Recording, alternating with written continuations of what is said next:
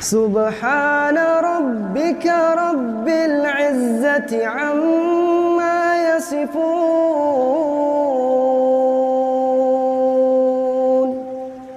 وسلام على المرسلين